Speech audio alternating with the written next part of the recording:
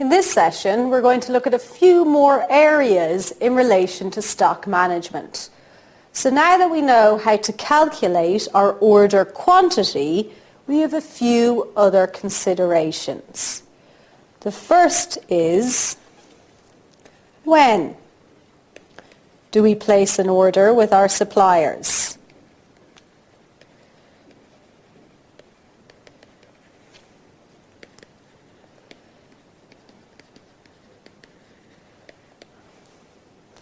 Meaning, do we wait until the warehouse is empty and then place an order? Well, presumably not, because that means we'll have no stock while we wait for the new order to arrive. So we're going to want to place our order with our suppliers at some point before our warehouse is empty. But what point is that? Our second question is, how much stock do we expect to have in our warehouse?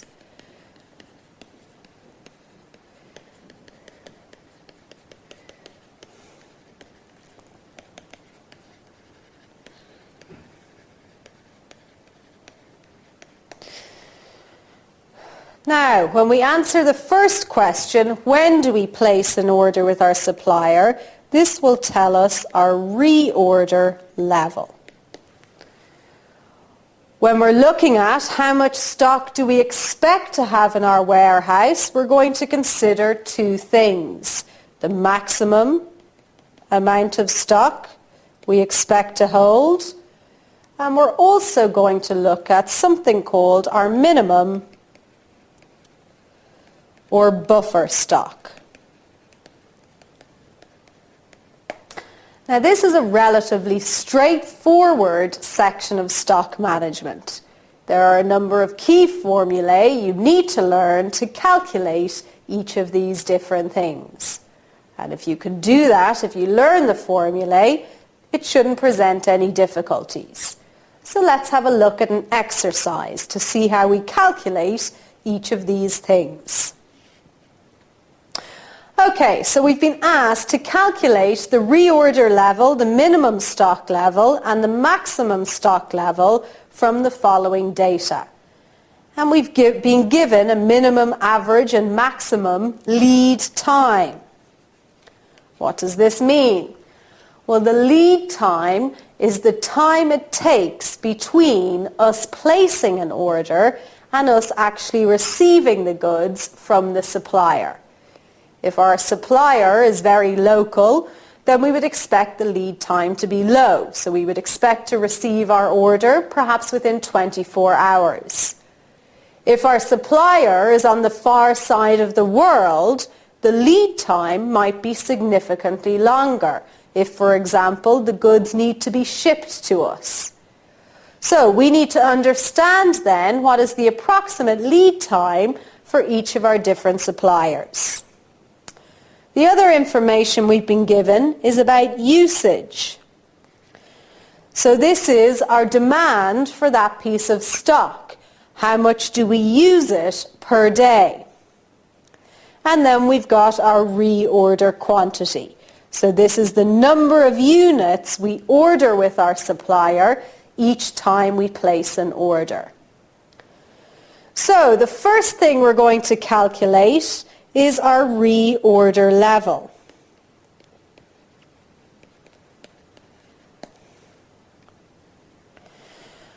When we're looking at our reorder level, we need to consider two things.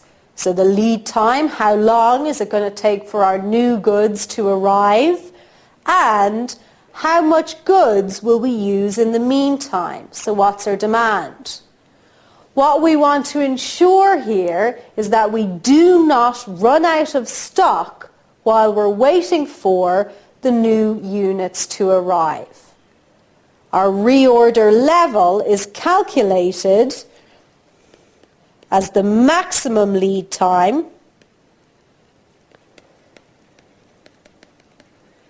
multiplied by the maximum demand.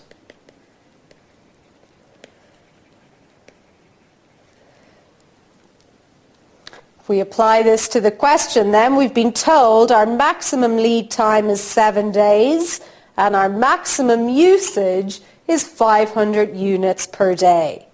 So our reorder level then is 7 multiplied by 500, so 3,500 units. What we are saying here is that when the material or the stock in our warehouse gets to a level of 3,500 units, then we are going to place our new order with the supplier. And this will make sure that we will not run out of stock, even if we're waiting for the maximum lead time for the new order to arrive. So that's our first calculation. The second thing we've been asked to do is calculate the minimum, or also known as buffer stock.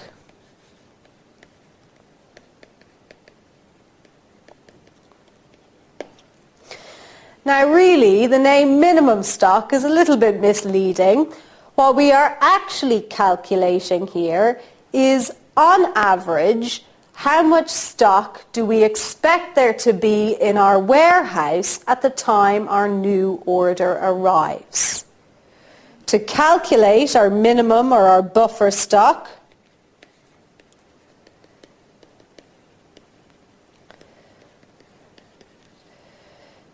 it'll be equal to our reorder level, so the number of units in the warehouse at the time we place our new order, minus our average material usage during the lead time.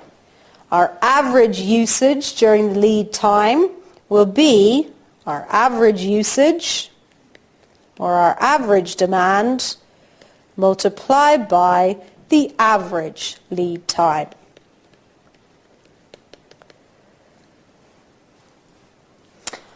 We've calculated the reorder level in the section above, so we know that this is 3,500. If we look back up at the exercise, we can see that our average lead time is 5 days, and we'll just have to do a quick calculation to work out our average demand. So our average demand will just be the average of our maximum and our minimum demand. So 500 plus 300 divided by 2 gives us 400. If we just put the figures into our formula then, our minimum stock is 3,500 minus 400 multiplied by 5.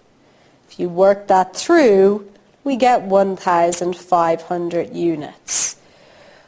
So this is the average amount of stock we expect to have in our warehouse at the time the new order arrives.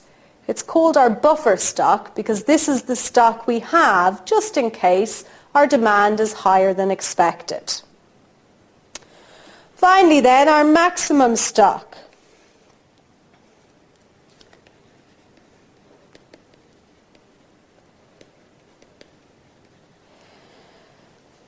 Our maximum stock calculation tells us what is the maximum number of units we ever expect to have in our warehouse.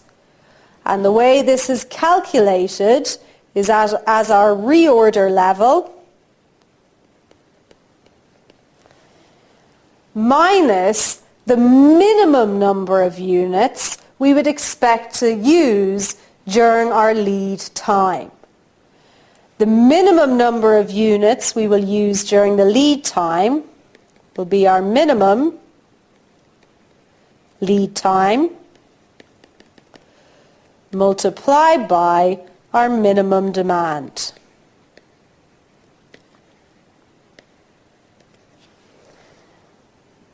And then we need to add on at the end our order quantity.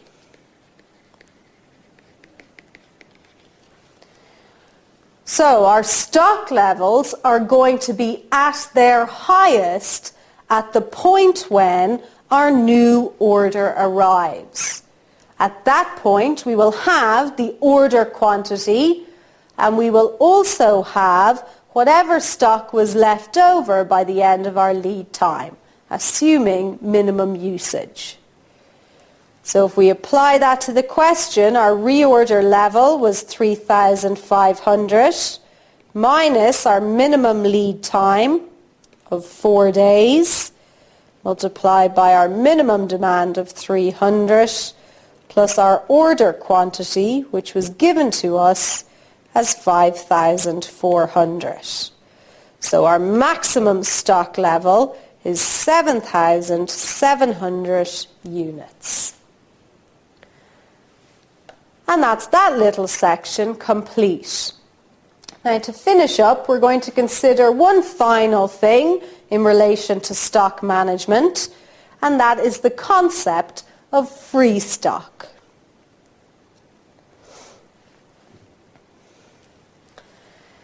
Now, free stock is not stock which is given to us by our suppliers for free. Free stock is the amount of stock we have available for use on a new order.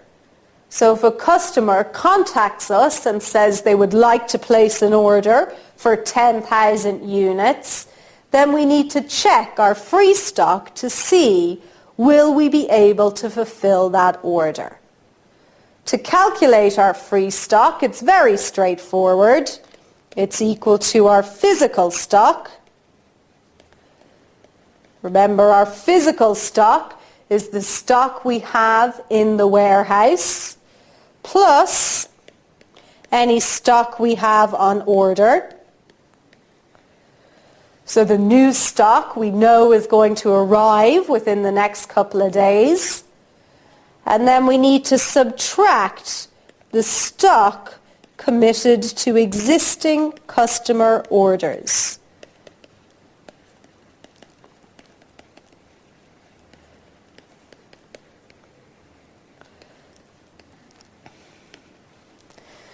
If we've already committed stock to a particular customer order, then it's not available for use. We can't use that stock on a new order. So, when we do that quick calculation, we get our free or available stock.